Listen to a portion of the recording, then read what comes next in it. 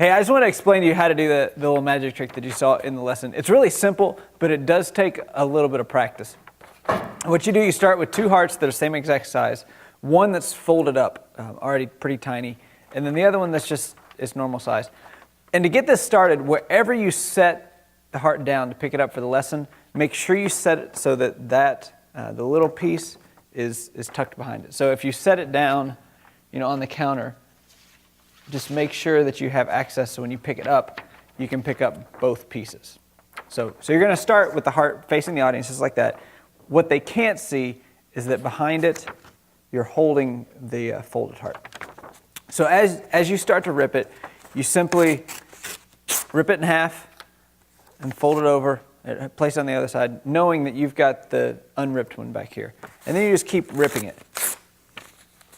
And keep ripping it.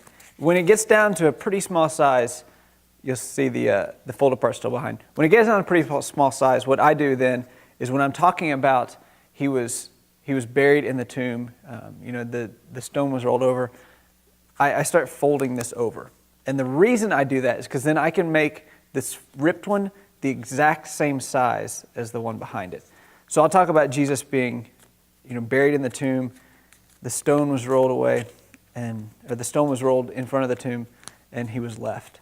And while I'm doing that, I'm talking. I'm not drawing a whole lot of attention to the heart. I'm just talking. Because then this is when the trick happens.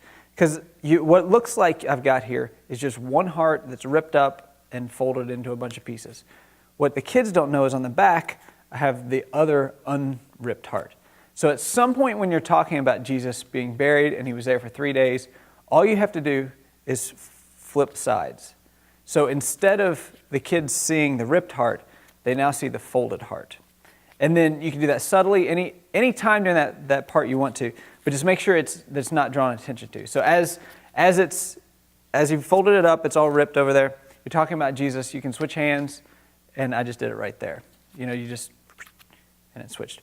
Then, as you're talking about Jesus raising from the dead, you simply unfold it. Now, the trick here is to unfold it without letting go of the heart behind. And then when you unfold it, it looks as though the heart has been completely put back together. Again, what the kids don't know is on the back, you're now holding the ripped heart. And so the other trick is to make sure when you set this down, you don't set it down so they can see that messed up heart in the back. So that's the trick. Just make sure you've got hearts that are the same size, and you might want to practice a couple times before you actually do it. There it is.